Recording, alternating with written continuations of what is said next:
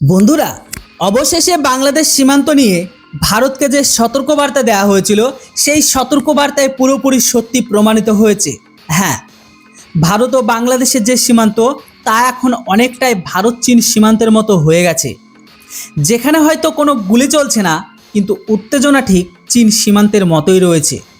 এবার আপনারা যেন কেউ বলে বসবেন না ভারতের বিএসএফ তো বাংলাদেশিদের দেখা মাত্রই গুলি করছে।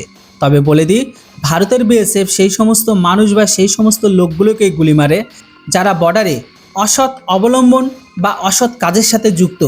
যাই হোক, যেমন আপনারা সোশ্যাল মিডিয়াতে সেই সমস্ত ভিডিওগুলো মাস্ট দেখিয়েছেন, যেখানে বর্ডার গার্ড বাংলাদেশ ভারতের বিএসএফ আর কাঁটাতারের বেড়া নির্মাণের কাজ থামানোর লাগাতার চেষ্টা করেছে বা না করতে দেওয়ার প্ল্যান ছিল। তবে এই পুরো খবরটি বিস্তারিত বলার আগে একটা প্রশ্ন আছে, যে ভারত কি এই দিনের জন্য এই জনমদুখিনী ভিখারি বাংলাদেশকে স্বাধীন করেছিল?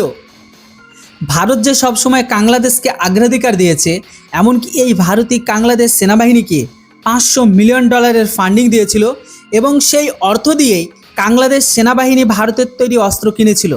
আর এখন সেই অস্ত্রগুলোই একটি বড় অংশ বাংলাদেশ সেনাবাহিনী বর্ডার গার্ড বাংলাদেশের হাতে তুলে দিয়েছে। এবার আপনাদের মনে সহজ সরল এর প্রশ্ন আসতে পারে, তাহলে আমাদের ঝাড়ের বাঁশ কি এবার আমাদের গাড়ি গুঁজে দেওয়ার চেষ্টা করছে বাংলাদেশি সেনাবাহিনী? তো একদমই তাই। অর্থাৎ এখন কোথাও না কোথাও ভারতের তৈরি অস্ত্র ভারতের সামনে দাঁড়িয়ে আছে। ভারত বাংলাদেশ সেনাবাহিনীকে সাজোয়াজান, পরিবহন ব্যবস্থা, হেলিকপ্টার ও বিমান ছাড়াও বহু ধরনের অস্ত্র বিনামূল্যে বা উপহার হিসাবে দিয়ে এসেছে।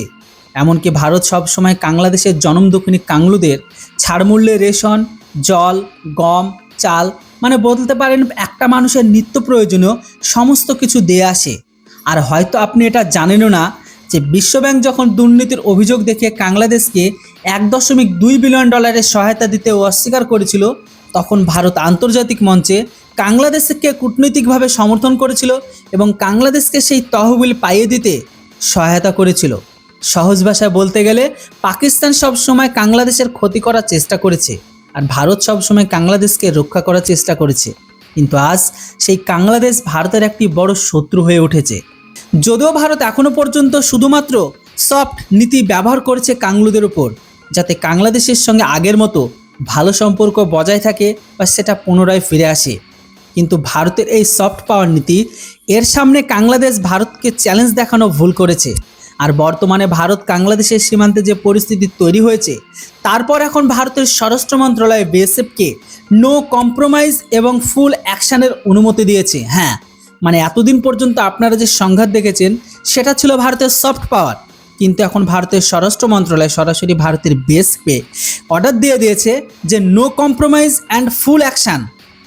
অর্থাৎ বাংলাদেশের সীমান্তে কাঁটাতারের বেড়া বসানোর যে কাজ চলছে, যদি তার মাঝে বর্ডার গার্ড বাংলাদেশ বাধা হয়ে দাঁড়ায়, তাহলে তাদের পিছনে ঠেলে দেওয়ার সম্পূর্ণ অনুমতি রয়েছে। অর্থাৎ এখানে কোনো ধরনের সমঝোতা বা আপোষ করা হবে না বাংলাদেশের ইসলাম প্রোডাক্ট গ্রহণকারী বিজেপিদের সাথে। তবে এখানে আপনাদের এটাও জানিয়ে রাখি, বাংলাদেশ ভারতের বিরুদ্ধে অভিযোগ তুলেছে যে ভারতের বিএসএফ 1975 সালে যৌথ সীমান্ত নির্দেশিকা লঙ্ঘন করেছে এবং ভারতীয় বিএসএফ জওয়ানরা জিরো লাইনে প্রবেশ করেছে। বাংলাদেশের বিজেপির দাবি এটাও আছে, যৌথ সীমান্ত নির্দেশিকা অনুযায়ী 150 গজের মধ্যে কোনো ধরনের নির্মাণ কাজ করা যাবে না, কিন্তু ভারত কাঁটাতারের বেড়া নির্মাণের সময় এই সমস্ত নির্দেশিকা লঙ্ঘন করেছে। তবে এখানে এটাও জানিয়ে রাখি, বাংলাদেশের নেতারা শুধু চিৎকার করতে পারে, কিন্তু ভারতকে কখনো থামাতে পারবে না। কেননা মোল্লাদ্দর মসজিদ, সেটা আপনারাও জানেন, তাদের কথাবার্তা শুধু তাদের ঘরের পর্যন্তই সীমিত থাকবে।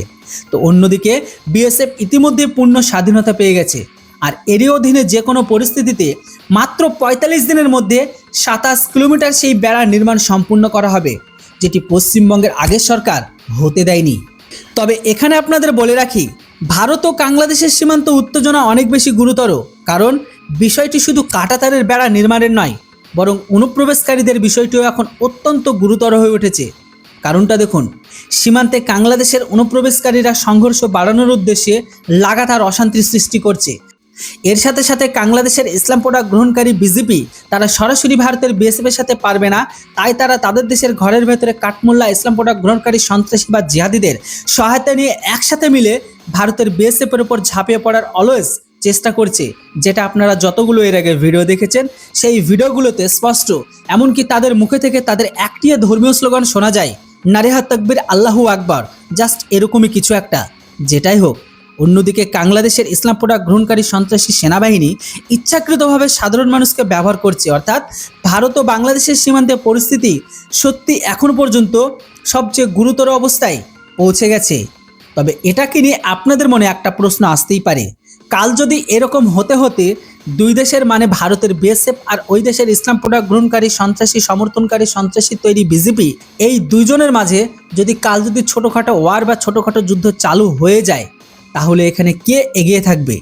তো দেখুন, ভারত এবং বাংলাদেশের সীমান্তরক্ষী বাহিনী অর্থাৎ ভারতের বিএসএফ, বর্ডার সিকিউরিটি ফোর্স আর বাংলাদেশের ইসলাম প্রোডাক্ট গ্রহণকারী বিজিবি মানে বর্ডার গার্ড বাংলাদেশ, উভয় কিন্তু সুপ্রশিক্ষিত নয়। মানে ভারতের বিএসএফ যতটা সুপ্রশিক্ষিত, বাংলাদেশের বিজিবি কিন্তু একদমই নয়। এমনকি নিজ নিজ দেশের সীমান্তে তারা কিন্তু দুজনেই সুরক্ষিত।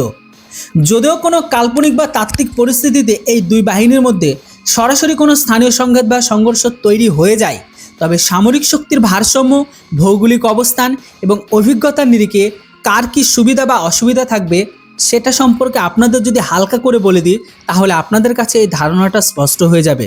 তো দেখুন, এখানে যদি প্রথমে কথা বলি কার অভিজ্ঞতা সবচেয়ে বেশি, তো অভিজ্ঞতা আর কার্যপরিধরের দিক থেকে বিচার করলে ভারতের বিএসএফ সামগ্রিকভাবে এগিয়ে থাকবে। এর কারণগুলো আপনাদের প্রথমে বলে দিই। তো দেখুন, প্রথমত বিএসএফের অভিজ্ঞতা। 1965 সালে গঠিত হওয়া এই বাহিনী বিশ্বের বৃহত্তম সীমান্তরক্ষী বাহিনী। বিএসএফের অভিজ্ঞতা শুধু ভারত বাংলাদেশ সমতল বা নদীমাতৃক সীমান্তে সীমাবদ্ধ নয়, তারা ভারত পাকিস্তান সীমান্তের মতো অত্যন্ত সংবেদনশীল আর বিপজ্জনক লাইন অফ কন্ট্রোল মানে যেটাকে সংক্ষেপে বলা হয় এলওসি ও আন্তর্জাতিক সীমান্তে ভারী অস্ত্রশস্ত্র নিয়ে দায়িত্ব পালন করে। এছাড়া কাশ্মীরে কাউন্টার ইনসার্জেন্সি অপারেশন ও ভারতের অভ্যন্তরীণ মাওবাদী বিরোধী অভিযানে বিএসএফের দীর্ঘ অভিজ্ঞতা রয়েছে। অন্যদিকে বাংলাদেশের ইসলাম প্রোডাক্ট গ্রহণকারী বিজিবির যদি অভিজ্ঞতার কথা বলি, তাহলে অন্যদিকে এই বর্ডার গার্ড বাংলাদেশ 1971 সালে মুক্তিযুদ্ধের গৌরবময় ইতিহাস বহন করে। তারা পার্বত্য চট্টগ্রাম অঞ্চলে অভ্যন্তরীণ নিরাপত্তা ও বিচ্ছিন্নতাবাদী দমনে অত্যন্ত অভিজ্ঞ বলে জানা যেত। তবে বিজেপির মূল অভিজ্ঞতা প্রধানত ভারত ও মায়ানমার সীমান্তের চোরাচালান রোধ করা, অনুপ্রবেশ বন্ধ, এমনকি সীমান্ত চৌকি রক্ষার মধ্যে একটা সীমাবদ্ধ রাখে। কিন্তু পাকিস্তানের মতো পারমাণবিক শক্তির কোনো দেশের সাথে হাই অ্যালার্ট সীমান্তে বড় ধরনের সামরিক মুখোমুখি হওয়ার অভিজ্ঞতা বিজেপির নেই। তারপর আবার বিজেপি ঘুষখোর, তারা তাদের দেশের ঘরের ভেতরে ভারতে অশান্তি করার জন্য তারা সেই সমস্ত মানুষের কাছ থেকে ঘুষ খেতেও এক্সপার্ট। কেননা তাদের দেশের সরকার তাদের যে স্যালারি দেওয়া হয় সেই স্যালারিতে তাদের মোটেও সংসার চলে না। কেননা এদের দেশে যে স্যালারি সেটা 4 থেকে 5 গ্রেডে বিভক্ত। মানে একজন বিজেপি সর্বনিম্ন 9,000 থেকে স্যালারি স্টার্ট হয়, আর আজকের দিনে 9-10 হাজার স্যালারিতে সংসার কিভাবে চলে সেটা আপনারাও জানেন। যেটাই হোক, এবার প্রশ্ন আসে কার সুবিধা বা অ্যাডভান্টেজ সবচেয়ে বেশি। তো এই ধরনের স্থানীয় সংঘর্ষে ভারতের বিএসএফের কৌশল আর লজিস্টিক সুবিধা মানে প্র্যাকটিক্যাল অ্যান্ড লজিস্টিক্যাল অ্যাডভান্টেজ অনেক বেশি থাকবে। কিভাবে? তো দেখুন, লজিস্টিক এবং ব্যাকআপ সাপোর্ট। বিএসএফ কোনো সাধারণ পুলিশ বাহিনী নয়, এটি হচ্ছে একটা আধা সামরিক বাহিনী। তাদের নিজস্ব আর্টিলারি কামান, উইং, এয়ার উইং মানে হেলিকপ্টার, ওয়াটার উইং, এমনকি সবচেয়ে বড় কথা বিএসএফের ঠিক পেছনে ব্যাকআপ দেওয়ার জন্য রয়েছে বিশ্বের অন্যতম পরাশক্তি ভারতীয় সেনাবাহিনী। হ্যাঁ, মানে যে কোনো বড় সংঘর্ষে বিএসএফ খুব দ্রুত ভারী অস্ত্র সেনা সরবরাহ পেয়ে যাবে। মানে কাল যদি ধরে নিন আমাদের সাথে মানে বিএসএফের সাথে ইসলাম প্রোডাক্ট গ্রহণকারী বিজেপির যদি যুদ্ধ শুরু হয়ে যায়, তাহলে সেখানে আপনারা জেনে নিন কোনো রকম যদি বিএসএফের পাল্লা যদি কম পড়তে দেখা যায়, তবে কয়েক মিনিটের মধ্যে সেখানে ভারতের ফুল ফোর্স, ভারতের সেনা তাদের পেছনে চলে আসবে তাদেরকে কাউন্টার বা সাপোর্ট দেওয়ার জন্য। এইদিকে আবার যদি ভৌগোলিক আর কৌশলগত অবস্থানের কথা বলি, তাহলে বাংলাদেশের চারদিক থেকে ভারত দ্বারা বেষ্টিত, ফলে কৌশলগতভাবে ভারত বাংলাদেশের 3 দিক থেকে ঘিরে রেখেছে। ভারতের ভূখণ্ড বিশাল হওয়ায় তাদের সাপ্লাই চেইন বা রসদ সরবরাহ ব্যবস্থা যে কোনো এক জায়গায় বাধাগ্রস্ত হলেও অন্য দিক থেকে সচল রাখা সম্ভব। অন্যদিকে বিজেপির একটাই সুবিধা, হ্যাঁ, বিজেপির সবচেয়ে বড় সুবিধা হলো তারা ডিফেন্সিভ বা আত্মরক্ষামূলক অবস্থানে থাকবে। যে কোনো যুদ্ধে আক্রমণকারী দলের চেয়ে যারা ডিফেন্স করে বা নিজের মাটি রক্ষা করে তাদের সুবিধা বেশি থাকে। তাছাড়া বাংলাদেশের সীমান্ত সংলগ্ন এলাকার জনসংখ্যা অত্যন্ত ঘনবসতিপূর্ণ, যা বিএসএফের জন্য ভারী অস্ত্র ব্যবহারে কিছুটা হলেও কঠিন হয়ে উঠতে পারে। তাছাড়া বিজেপি এরা ভালোভাবেই জানে সরাসরি সম্মুখ যুদ্ধে এরা কখনোই বিএসএফের সাথে পারবে না। তাই এদের একমাত্র সমর্থন বা সাপোর্ট সেটা হচ্ছে সেই দেশের ইসলাম প্রোডাক্ট গ্রহণকারী সন্ত্রাসী জিহাদি, সেই দেশের কাঠমোল্লারা। হ্যাঁ, এবার সংক্ষেপে বলি, যুদ্ধ হলে কে জিতবে এবং কেন। দেখুন, সামরিক শক্তির সাধারণ নিয়ম অনুযায়ী শুধু দুটি সীমান্ত বাহিনীর মধ্যে সীমিত আকারে যুদ্ধ হলে ভারতের বিএসএফের জেতার সম্ভাবনা স্পষ্টভাবে বেশি। এর মূল কারণগুলো হলো জনবল এবং আকার।